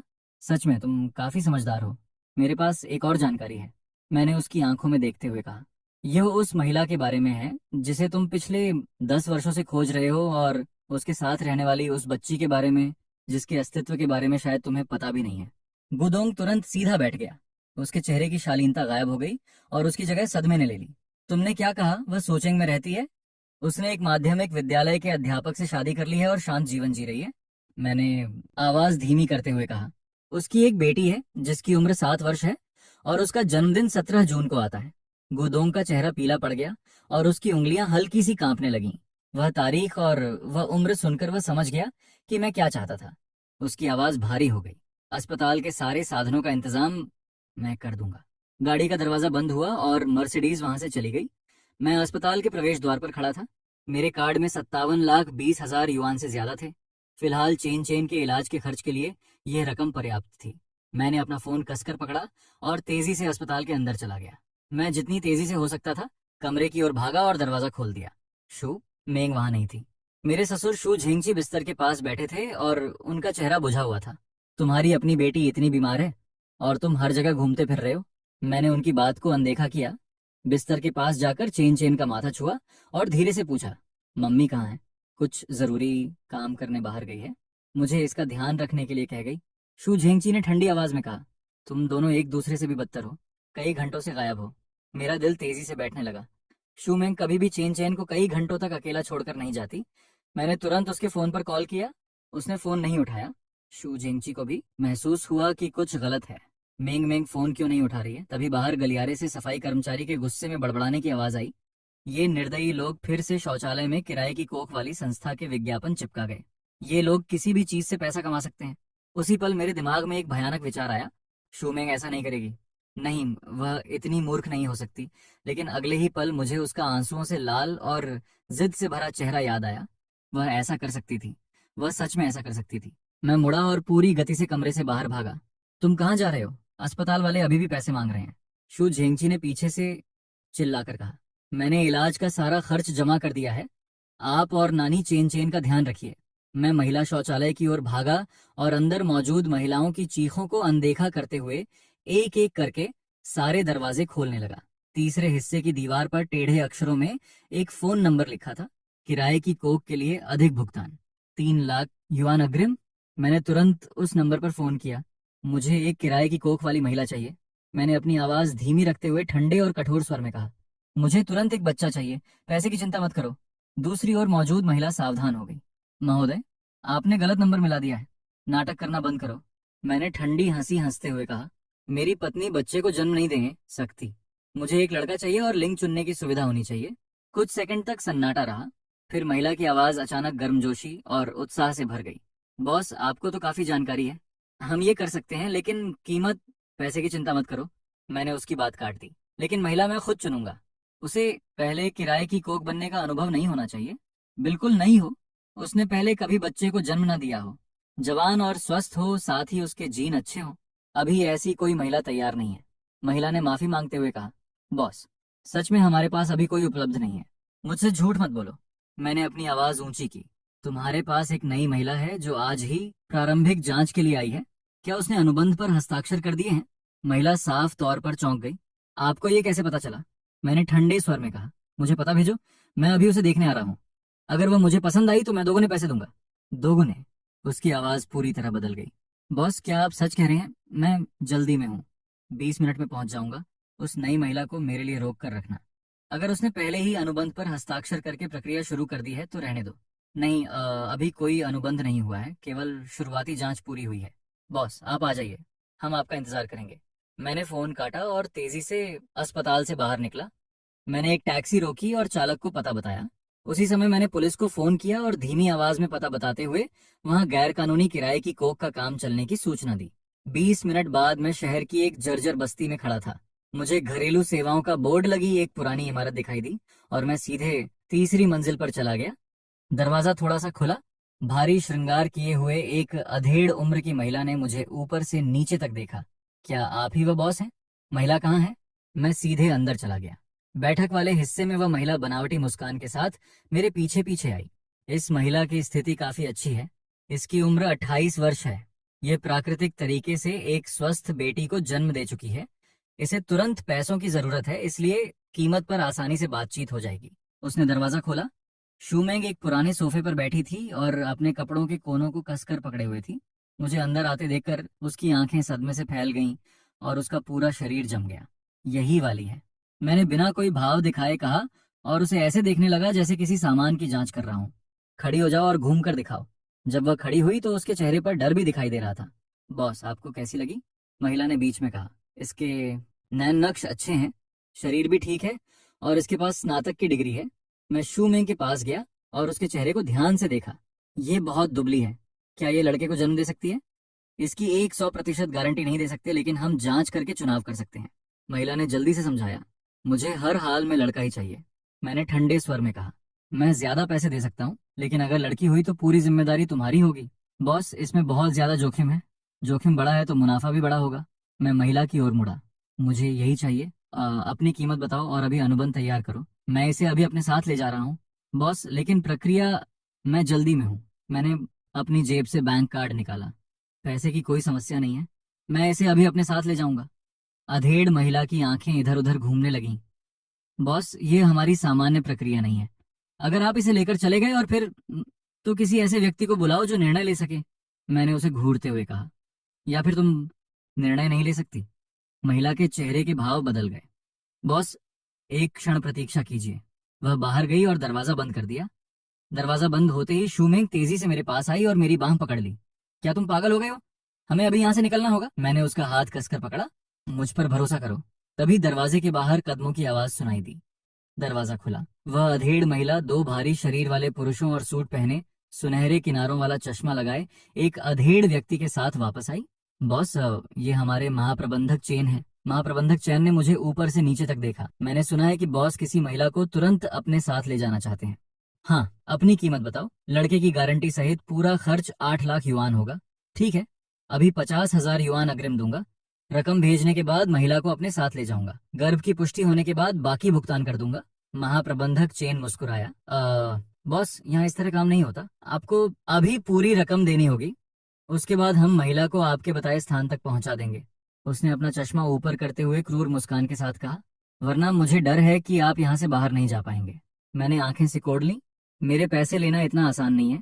ये इस बात पर निर्भर करता है कि तुम में इस दरवाजे से बाहर निकलने की क्षमता है भी या नहीं। महाप्रबंधक चेन ने इशारा किया और दोनों भारी शरीर वाले आदमी मेरे करीब आने लगे। तभी नीचे से पुलिस की गाड़ियों की हल्की आवाज सुनाई दी। महाप्रबंधक चेन का चेहरा अचानक बदल गया। तुमने पुलिस को बुलाया है? मैंने किसी को नहीं बुलाया, लेकिन ऐसा लगता है कि तुम्हारा धंधा पूरी तरह साफ नहीं है। पुलिस की आवाज तेजी से करीब आने लगी और नीचे से चिल्लाने की आवाजें सुनाई दी। महाप्रबंधक चेन ने गाली दी, इसकी टांगें तोड़ दो और इसे पिछले दरवाजे से ले जाओ। दोनों भारी शरीर वाले आदमी बाईं और दाईं ओर से मुझ पर झपटे। मैंने शू मेंग को जोर से दीवार की ओर धकेला, एक कुर्सी उठाई और बाईं ओर वाले आदमी पर पूरी ताकत से दे मारी। कुर्सी उसके कंधे पर लगकर टूट गई। वह दर्द से कराहते हुए लड़खड़ाया, लेकिन दूसरे आदमी का मुक्का पहले ही मेरी कनपटी की ओर आ रहा था। मैं मुश्किल से बच पाया। उसका मुक्का मेरे गाल की हड्डी को छूता हुआ निकल गया और वहां तेज जलन होने लगी। इससे पहले कि मैं खुद को संभाल पाता, ठंडी धातु चमकी। उसने सच में स्प्रिंग वाला चाकू निकाल लिया था और उसे सीधे शूमेंग की ओर घोंप रहा था। उसकी चीख मेरे कानों में गूंज उठी। पलक झपकते ही मैं आगे कूदा और शूमेंग के सामने खड़ा हो गया। चाकू के मांस में घुसने की धीमी सी आवाज आई। उसी पल मेरे बाएं कंधे में असहनीय दर्द फूट पड़ा। पहले बर्फ जैसी ठंडक महसूस हुई और फिर तेज जलन।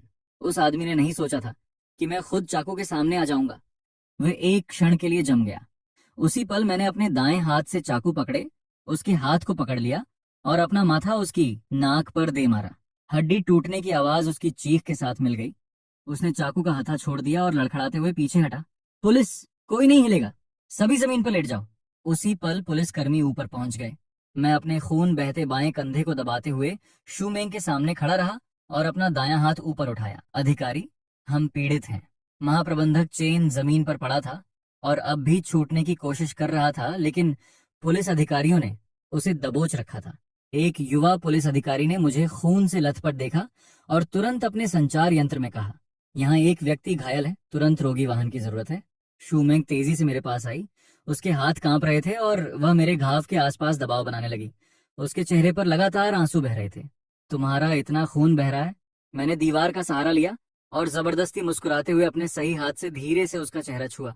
कोई बात नहीं, बस मानसर का घाव है। जरूरी बात यह है कि तुम सुरक्षित हो। जब हम पुलिस थाने से बाहर निकले तब बाहर पूरी तरह अंधेरा हो चुका था। शू मेंग ने मेरी बांह कसकर पकड़ रखी थी। उसकी उंगलियां ठंडी थीं और हल्की हल्की कांप रही थीं। हम एक शांत जगह तक पहुंचे तो वह रुक गई। उसने आंसुओं से भीगे चेहरे के साथ मेरी ओर देखते हुए पूछा, तुम्हें कैसे पता चला कि मैं वहां थी? तुमने अकेले वहां आने की हिम्मत कैसे की? मैंने हाथ बढ़ाकर धीरे से उसके आंसू पोंछे। अस्पताल वापस पहुंचने पर नर्स ने मेरे घाव का इलाज किया। मेरे बाएं कंधे पर लगे चाकू के घाव में 1 दर्जन से ज्यादा टांके लगाने पड़े। डॉक्टर ने कहा कि अगर चाकू थोड़ा और गहरा जाता तो नसों को नुकसान पहुंच सकता था। पट्टी करवाने के बाद मैंने शूमेंग से कहा कि वह पहले चेन को देखने के लिए कमरे में चली जाए। वह थोड़ी झिझकी, लेकिन इतने लंबे समय तक अपनी बेटी से दूर रहने के कारण वह चिंतित थी। आखिर में उसने सिर हिला दिया। मैं उपचार कक्ष की कुर्सी पर बैठकर अपनी सांसें सामान्य करने लगा। जैसे ही मैं उठने वाला था मेरा फोन बज गया। बैंक से संदेश आया था। गुदोंग ने एक और रकम भेजी थी और लिखा था कि यह चेन के इलाज में सहायता के लिए है। मैंने रकम देखी, ये पर्याप्त थी। जब मैंने अस्पताल के कमरे का दरवाजा खोला तब शूहाई गलियारे के आखिर में फोन पर बात कर रहा था। मुझे देखते ही उसका चेहरा काला पड़ गया। उसने फोन काटा और मेरे पास आ गया। चेन जुइशेंग, उसने धीमी आवाज में पूछा, अभी दवाइयों के लिए जमा किए गए 5 लाख युआन कहाँ से आए? मैंने घोड़ों पर दांव लगाकर जीते हैं, मैंने कहा। वह कुछ सेकंड तक मुझे घूरता रहा और फिर ठंडी हंसी हंसकर बोला, चैन जुइशेंग, तुमने इतने वर्षों तक जुआ खेला लेकिन कभी एक पैसा घर लेकर नहीं आए। अब जब बच्ची इतनी बीमार है तो तुमने अचानक इतनी बड़ी रकम जीत ली। मैंने कोई उत्तर नहीं दिया। मुझे लगता है कि तुम श्रीलू से पैसे उधार मांगने गए थे। नौकरी ठुकराते समय तो बड़े स्वाभिमानी बनने का नाटक किया, लेकिन बाद में पैसे मांगने के लिए घुटनों के बल उनके पास पहुंच गए। वह मुड़ा और वहां से जाने लगा। मैं तुम्हें चेतावनी दे रहा हूँ, 10 लाख युआन के इस कर्ज में शूमेंग को मत घसीटना। मैं वहीं खड़ा उसे जाते हुए देखता रहा। अगले पूरे महीने चेन चेन अस्पताल में रही। आइडियोपैथिक पल्मोनरी आर्टेरियल हाइपरटेंशन बेहद दुर्लभ बीमारी थी। देश में हम केवल विदेश से मंगाई गई लक्षित दवाइयों की सहायता से उसकी हालत को स्थिर रख सकते थे, लेकिन फिर भी उसकी स्थिति धीरे धीरे बिगड़ती जा रही थी। शू मिंग और मैं बारी बारी से उसके पास रहते थे। वह दिन के समय उसकी देखभाल करती और मैं रात में रहता। जब हम थक जाते तो गलियारे में रखी कुर्सियों पर कुछ समय आराम कर लेते। भूख लगने पर अस्पताल की भोजनशाला से मिलने वाला सबसे सस्ता डिब्बा बंद खाना खाते। शू परिवार का कोई भी व्यक्ति हमसे मिलने नहीं आया। मैं जानता था कि शू मेंग अंदर से बहुत दुखी थी, लेकिन उसने कभी कुछ नहीं कहा। कभी कभी मैं आधी रात में जागता और उसे बिस्तर के पास बैठे हुए देखता। वह चेन चेन का छोटा सा हाथ पकड़े चुपचाप शून्य में देखती रहती थी। 1 महीने बाद आखिरकार शू परिवार वहां आया। डॉक्टर ने अभी अभी चेन चेन की जांच पूरी की थी। उसने हमें बताया कि मौजूदा दवाइयां केवल बीमारी की गति धीमी कर सकती हैं, उसे ठीक नहीं कर सकती। लंबे समय में चेन चेन के हृदय और फेफड़ों पर दबाव लगातार बढ़ता जाएगा। यह सुनने के बाद शू झेंगची ने पैसों के बारे में पूछा। वे 5 लाख युआन लगभग खत्म हो चुके होंगे, है ना? शू हाई ने ठंडे स्वर में पूछा। क्या तुमने सोच लिया है कि यह रकम वापस कैसे चुकाओगे? शू मेंग ने कहा कि पैसे उधार नहीं लिए गए थे, गुमानरू ने घू उसकी बात काट दी। तो क्या पैसे आसमान से गिरे थे? शू झिंगची ने सबके सामने मेरी नाक की ओर उंगली करके गाली दी। झूठे आदमी, मेरी बेटी और नातिन का जीवन तुम्हारी वजह से बर्बाद हो गया। मैंने अपना गुस्सा दबाते हुए कहा, पिताजी कृपया आवाज धीमी रखिए, बच्ची को परेशान मत कीजिए। तुम मुझे पिताजी कहने के लायक नहीं हो। तभी कमरे का दरवाजा खुला और डॉक्टर कई विशेषज्ञों के साथ अंदर आया। हमारे पास एक खबर है, डॉक्टर ने हमारी ओर देखते हुए कहा। एक शीर्ष अंतर्राष्ट्रीय हृदय और फेफड़ा केंद्र की टीम जल्द ही चीन में आधुनिक इंटरवेंशनल और जीन लक्षित संयुक्त उपचार करेगी। इसमें फेफड़ों की सूक्ष्म रक्त संचार प्रणाली का पुनर्निर्माण करके उसे सटीक लक्षित नियंत्रण के साथ जोड़ा जाएगा। इससे बीमारी की दिशा को जड़ से पलटने की संभावना है।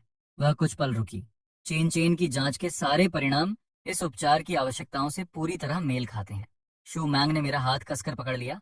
उसकी आंखें चमकने लगीं, लेकिन शुरुआती उपचार का खर्च 10 लाख युआन है। मैं मुड़ा और कमरे से बाहर निकल गया। गलियारे के आखिर में पहुंचकर मैंने गुदोंग को फोन किया। पैसों की चिंता मत करो, उसने कहा।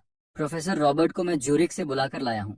उन्होंने तुम्हारी बेटी का मामला देखा है और कहा है कि उसके ठीक होने की संभावना उम्मीद से काफी बेहतर है।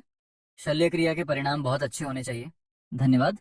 वास्तव में मुझे तुम्हारा धन्यवाद करना चाहिए। वह कुछ पल रुका। मैंने उस महिला और उसकी बेटी दोनों को ढूंढ लिया है। श्री चेन, मैं तुम्हारा बहुत बड़ा आदमी हूँ। मैंने फोन काटा और भुगतान खिड़की पर चला गया। जब मैं वापस अस्पताल के कमरे में पहुंचा तो मुझे शू झेंगची की आवाज सुनाई दी। देखा, जैसे ही पैसों की बात आई वह भाग गया। मेंग मेंग, तुम बस उससे तलाक लेने के लिए तैयार हो जाओ। शू परिवार इलाज का सारा खर्च देगा। शू मेंग की आवाज बहुत धीमी लेकिन बेहद दृढ़ थी। माँ, पिताजी और भैया, आपकी चिंता के लिए धन्यवाद, लेकिन सच में हमें आपकी सहायता की जरूरत नहीं है। जुईशेंग ने अभी इलाज के लिए 10 लाख युआन और जमा किए हैं। कमरे में कुछ सेकंड तक सन्नाटा छाया रहा। तभी नर्स चेन चेन को शल्य क्रिया के लिए तैयार करने कमरे में आई और सामान्य स्वर में बोली, बच्ची के पिता ने बाद के उपचार और विदेश से आने वाली लक्षित दवाइयों के लिए विशेष निधि के रूप में 10 लाख युआन और जमा किए हैं। मैं दरवाजे पर खड़ा होकर शू झेंगची, गु मानरू और शू हाई को अपनी जगह पर जमे हुए देखता रहा। शल्य क्रिया कक्ष के ऊपर लगी लाल बत्ती जल रही थी। शू मेंग मेरे कंधे का सहारा लेकर खड़ी थी और उसका शरीर हल्का हल्का कांप रहा था। मैंने उसका हाथ पकड़ लिया। प्रोफेसर रॉबर्ट पल्मोनरी हाइपरटेंशन के प्रमुख विशेषज्ञ हैं। वह इस तरह के 27 उपचार कर चुके हैं और सभी सफल रहे हैं। शू हाई उदास चेहरे के साथ हमारे पास आया। चैन जोईशेंग, तुमने श्रीलू से कितने पैसे उधार लिए हैं?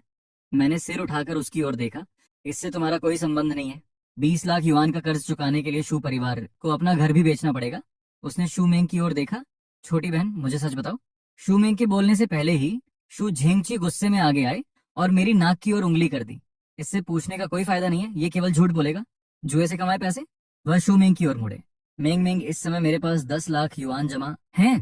तुम बस तलाक के लिए तैयार हो जाओ तो मैं तुरंत वह पैसा इलाज के लिए भेज दूंगा। लेकिन कल सुबह मुझे यह रकम सरकार की सहायता से चलने वाली वृद्धाश्रम परियोजना में निवेश करनी है, गु मानरू ने समझाया। इसमें हर साल कम से कम 30% लाभ मिलेगा। यह सेवानिवृत्त अधिकारियों के समूह के अंदर मिलने वाला विशेष अवसर है। अनुबंध 10 वर्षों का होगा। 10 वर्ष बाद कंपनी घर को उसी हालत में वापस करने के साथ हमारा मूलधन और कमाई भी लौटा देगी। निदेशक झाओ ने कहा है कि यह एक राष्ट्रीय प्रायोगिक परियोजना है और इसमें केवल कुछ ही स्थान उपलब्ध हैं। हमने सोचा कि आखिर यह पैसा एक दिन तुम्हें ही मिलने वाला है। मैंने शू झेंगची की ओर देखा। पिताजी, जिस योजना की आप बात कर रहे हैं उसमें अपनी संपत्ति को किसी तीसरी कंपनी के पास गिरवी रखकर बदले में पेंशन ली जाती है ना? शू झेंगची कुछ पल के लिए चौंके और फिर तिरस्कार से मेरी ओर देखा। एक पुराने वरिष्ठ अधिकारी ने व्यक्तिगत रूप से इसकी गारंटी ली है। एक वकील ने अनुबंध की जांच की है। तुम्हें इसके बारे में क्या पता है? ये एक नए प्रकार की धोखाधड़ी है जो पिछले 2 वर्षों से फैल रही है। ये तथाकथित पेशेवर कंपनियां आमतौर पर खोखली कंपनियां होती हैं जिनकी पंजीकृत पूंजी केवल कुछ 10,000 युआन होती है। शुरुआती कुछ महीनों तक वे सच में समय पर पेंशन देती रहेंगी, लेकिन जब तक आपको असलियत समझ आएगी आपका घर और पैसा दोनों जा चुके होंगे। निदेशक झाओ या तो खुद धोखे का शिकार हो चुके हैं या फिर इससे पहले कि मैं अपनी बात पूरी करता शू झेंगची गुस्से से फट पड़े। बकवास, हमने पूरी जिंदगी संबंध और पहचान बनाने में बिताई है और तुम्हारे जैसा शराबी हमें ज्ञान देने की हिम्मत कर रहा है। अनुबंध में हर बात काले अक्षरों में साफ लिखी है। क्या सरकार इसे अनदेखा कर देगी? मुझे लगता है कि तुम्हें केवल जलन हो रही है। शूमेंग अचानक खड़ी हो गई और कांपती आवाज में बोली, अपनी परियोजना और पैसे लेकर यहाँ से चले जाइए। मुझे आपके पैसे नहीं चाहिए। चेन चेन जीवित रहे या मर जाए, मैं उसका भाग्य खुद संभालूंगी। शू झेंगची का चेहरा गुस्से से बैंगनी पड़ गया। उन्होंने अपनी बेटी की ओर देखा लेकिन कुछ बोल नहीं पाए। आखिर में उन्होंने गुस्से में अपना हाथ झटका। ठीक है, बाद में पछताना मत। गुमानरू लाल आंखों के साथ आह भरती हुई चली गईं। शुहाई कुछ कहना चाहता था लेकिन आखिर में चुप रहा। पूरा परिवार मुड़ा और वहां से चला गया। शल्यक्रिया कक्ष के बाहर का गलियारा अचानक शांत हो गया। शूमेंग बेंच पर ढह गई और उसकी आंखों से बिना आवाज के आंसू बहने लगे। मैंने धीरे से उसके कंधे के चारों ओर अपना हाथ रखा। 4 घंटे बाद शल्यक्रिया कक्ष की बत्ती बुझ गई। मुख्य चिकित्सक मुस्कुराते हुए बाहर आए। शल्यक्रिया पूरी तरह सफल रही। बच्ची को 48 घंटों तक गहन चिकित्सा कक्ष में निगरानी में रखना होगा, लेकिन उसके स्वस्थ होने की संभावना बहुत अच्छी है। शूमेंग के पैरों ने उसका साथ छोड़ दिया। मैंने सही समय पर उसे पकड़ लिया। उसने अपने दोनों हाथों से चेहरा ढक लिया। उसकी उंगलियों के बीच से आंसू बह रहे थे, लेकिन इस बार वे खुशी के आंसू थे। 2 महीने बाद चानचैन को अस्पताल से छुट्टी देने की सारी शर्तें पूरी हो गईं। छोटी बच्ची के चेहरे का रंग काफी सुधर गया था। हालांकि उसे अब भी नियमित दवाइयों और जांच की जरूरत थी, लेकिन वह पहले से ही उछल कूद कर सकती थी। उसके नए जीवन का जश्न मनाने के लिए हमने हाल ही में खुले एक महंगे स्टेक हाउस में मेज बुक की। मैंने अपनी बेटी से वादा किया था कि उसके ठीक होने के बाद मैं उसे सबसे अच्छा स्टेक खिलाने ले जाऊंगा। स्टेक हाउस का वातावरण बेहद शानदार था। चेन चैन अपनी कुर्सी पर उत्साह से अपने छोटे छोटे पैर हिला रही थी। शूमेंग ने उसके सामने रूमाल फैलाने में सहायता की।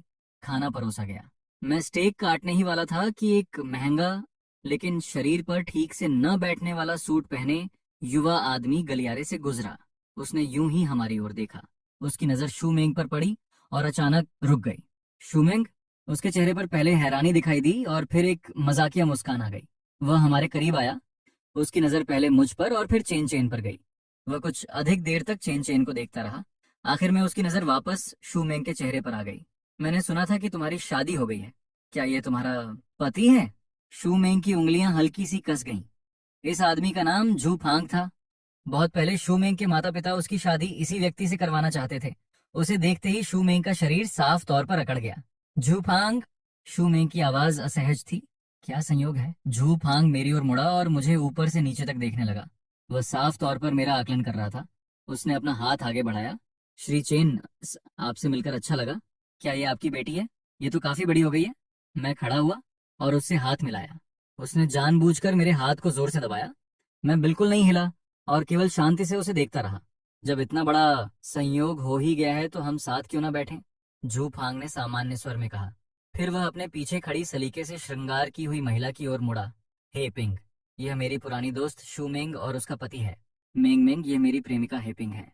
उसने पुरानी दोस्त और प्रेमिका शब्दों पर थोड़ा ज्यादा जोर दिया। हे पिंग की नजर तेजी से शूमेंग पर घूमी और आखिर में उसके कपड़ों पर जाकर रुकी।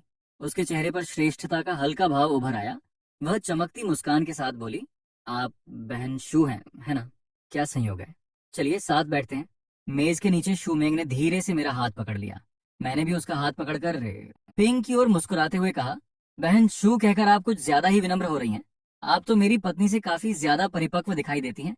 हे पिंग का चेहरा अकड़ गया। जू फांग ने कई महंगे पकवान मंगवाए और फिर मेरी ओर देखा। श्री चेन, आप इस समय क्या काम करते हैं? आज का खर्च मैं उठाऊंगा। मैं एक छोटा सा व्यवसाय चलाता हूँ, मैंने सपाट स्वर में कहा। छोटा व्यवसाय भी अच्छा होता है, उसमें आजादी रहती है। वह वेटर की ओर मुड़ा। हमारे लिए 2015 की मोनराशे ड्राई व्हाइट वाइन की एक बोतल लाओ। पहले उसे हवा लगने देना। उसने वाइन का नाम बेहद सहजता से बोला और फिर शू मेंग की ओर देखा।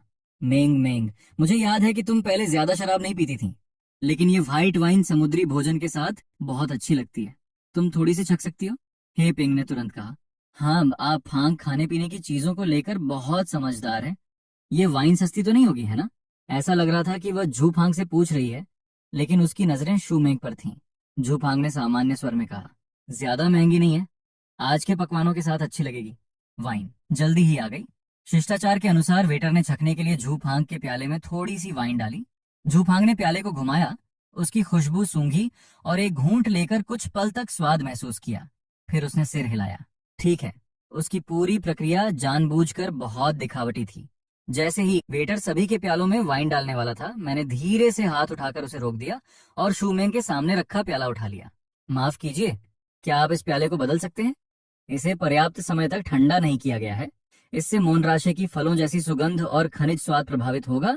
खास तौर पर इसके हल्के और नाजुक स्वाद पर असर पड़ेगा। वेटर चौंक गया। उसने कई बार माफी मांगी और तुरंत प्याला बदल दिया। मैंने नया प्याला लेकर ध्यान से उसकी जांच की, फिर वाइन उठाकर शू मेंग के लिए थोड़ी सी डाली। उसने हैरानी से मेरी ओर देखा, प्याला उठाया और सावधानी से एक छोटा घूंट लिया। जू फांग के चेहरे का सहज भाव लड़खड़ा गया।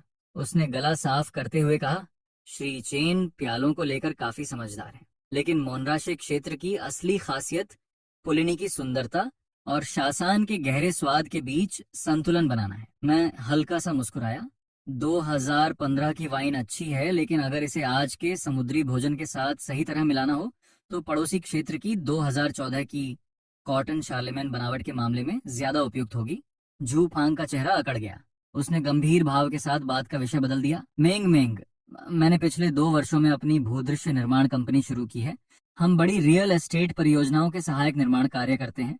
काम कठिन है, लेकिन आमदनी अच्छी है। उसने अपनी 2 उंगलियां उठाकर हिलाई। हे पिंग ने तुरंत उसकी बात आगे बढ़ाई। आप हांग बहुत ज्यादा विनम्र बन रहा है। वह हर साल 20 लाख युआन से ज्यादा कमाता है। तुम शिंगरॉन समूह को जानती हो, है ना? उनकी कई महंगी संपत्तियों का भूदृश्य निर्माण हमारी कंपनी ने किया है। उसने बनावटी चिंता के साथ शू मेंग की ओर देखा। तुम घर खरीदना चाहती हो तो बस आप हांग से कहना।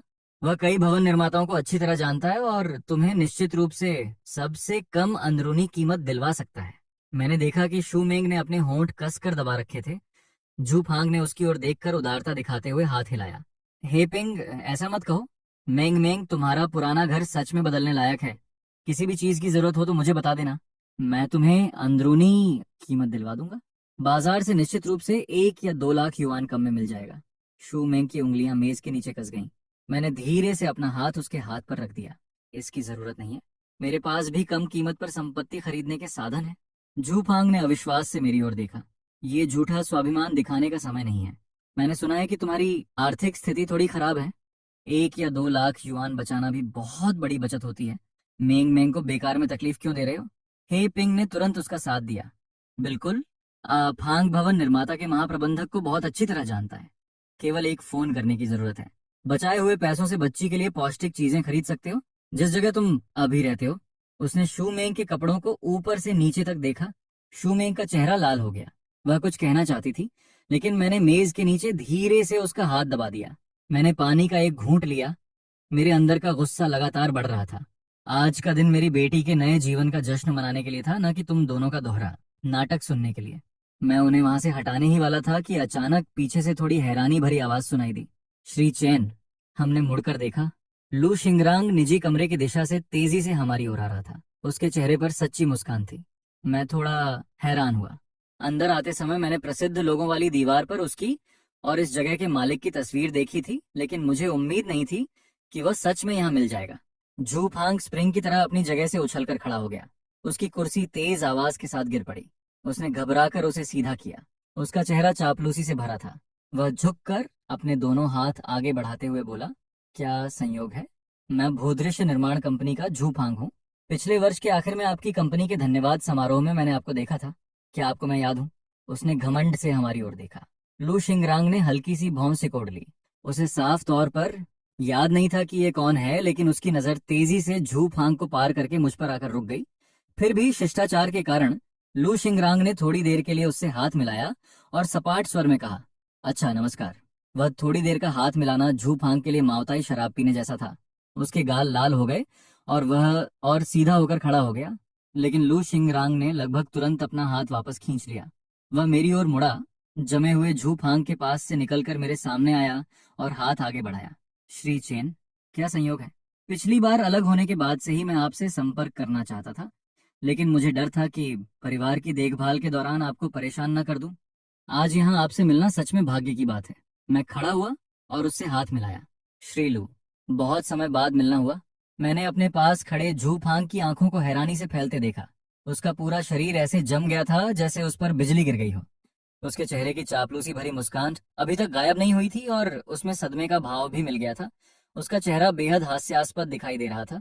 हे पिंग लू शिंगरांग को नहीं पहचानती थी। उसने केवल यह देखा कि उसके प्रेमी को अनदेखा करके मुंह जैसे फल बेचने वाले के साथ ये प्रभावशाली आदमी हंसते हुए बातचीत कर रहा था। उसने होंठ सिकोड़कर इतनी धीमी आवाज में नहीं कहा, अच्छा अब फल बेचने वाले भी रियल एस्टेट के बारे में बातें करने लगे हैं। क्या नई बात है? ये वाक्य निकलते ही माहौल ठंडा हो गया। लू शिंगरांग की मुस्कान गायब हो गई। उसकी तीखी नजर हेपिंग की ओर गई और फिर सवाल भरी आंखों से मेरी ओर देखने लगी। मैंने उसका हाथ छोड़कर शांत स्वर में कहा, ये मेरी पत्नी के पुराने परिचित हैं। संयोग से यहाँ मुलाकात हो गई। ये दोनों काफी उत्साहित हैं। इन्होंने सुना कि हम घर खरीदना चाहते हैं, इसलिए ये आपकी परियोजना में कम अंदरूनी कीमत पर घर दिलवाने के लिए किसी से हमारी पहचान करवाने पर जोर दे रहे थे। लू शिंगरांग काफी समझदार व्यक्ति था। उसके चेहरे पर मुस्कान वापस आ गई, लेकिन इस बार वह बनावटी थी और उसमें हल्की ठंडक भी थी। उसने मेरी ओर देखकर तेज आवाज में कहा, अरे मेरे छोटे भाई, तुम भी कमाल करते हो। उसने मेरी बांह थपथपाई। हमारे रिश्ते के होते हुए तुम मेरा घर खरीदने के लिए कम कीमत की बात क्यों कर रहे हो? उसने हैरान खड़े झू फांग और हे पिंग की ओर देखा। उसकी मुस्कान नहीं बदली, लेकिन उसके स्वर में एक श्रेष्ठता थी। मेरे छोटे भाई भाभी और यह प्यारी सी बच्ची। उसने प्यार से चेन चेन की ओर देखा। मेरी कौन सी परियोजना या कौन सा घर पसंद है, मुझे सीधे बता देना। उसने निर्णायक ढंग से हाथ हिलाया। मैं तुम्हें एक घर उपहार में दे दूंगा। उसका यह वाक्य सिर के ऊपर गिरी बिजली जैसा था। मैंने झू फांग के चेहरे से सारा खून उतरते देखा। उसकी आंखें लगभग बाहर निकल आईं। उसका मुंह खुला रह गया और शरीर लड़खड़ाने लगा। हे पिंग पूरी तरह भ्रमित थी। उसने पहले लू शिंगरांग, फिर मुझे और फिर अपने प्रेमी के बेजान हो चुके चेहरे को देखा। उसने मुंह खोला, लेकिन एक शब्द भी नहीं निकल पाया। लू शिंगरांग हमें निजी कमरे में ले गया। अंदर बैठे 3 वरिष्ठ अधिकारी साफ तौर पर हैरान थे। मैं आप लोगों से परिचय करवाता हूँ, लू शिंगरांग ने बड़े उत्साह के साथ कहा। ये श्री चेन जोइशेंग हैं, मेरे मार्गदर्शक। तीनों अधिकारी खड़े हुए और सिर झुकाकर अभिवादन किया, लेकिन वे अपनी आंखों का आश्चर्य छिपा नहीं सके। मार्गदर्शक, इतनी कम उम्र में पत्नी और बच्ची के साथ? लू शिंगरांग ने व्यक्तिगत रूप से मेरे लिए चाय डाली। छोटे भाई, पिछली बार शुईहू टाउन के बारे में तुम्हारी सलाह के कारण हमने तुम्हारे बताए अनुसार कीमत बढ़ाई और हमारा लाभ 30% बढ़ गया। निदेशक मंडल ने अभी फैसला किया है कि अगले 2 वर्षों तक हम अपनी सारी शक्ति उसी क्षेत्र में लगाएंगे। मैंने अपना चाय का प्याला नीचे रखा और शांत स्वर में कहा, श्रीलू, मेट्रो के विस्तार की पुष्टि हो चुकी है, लेकिन अगले 5 वर्षों तक शहर का मुख्य ध्यान पूर्वी क्षेत्र पर नहीं होगा। क्या? तीनों ने एक साथ कहा। विपणन निदेशक महाप्रबंधक वांग ने भौं सिकोड़ ली। श्री चेन, आपके कहने का क्या अर्थ है? हमने बहुत गहराई से शोध किया है। उस क्षेत्र में जमीन का पर्याप्त भंडार है और मेट्रो के कारण भी उसे फायदा मिलेगा। वह निश्चित रूप से कीमत बढ़ने वाला क्षेत्र है, निवेश निदेशक महाप्रबंधक झाओ ने भी कहा। नगरपालिका सरकार की कार्य रिपोर्ट में भी शहर के ढांचे को पूर्व दिशा में फैलाने की बात कही गई है। नीति की दिशा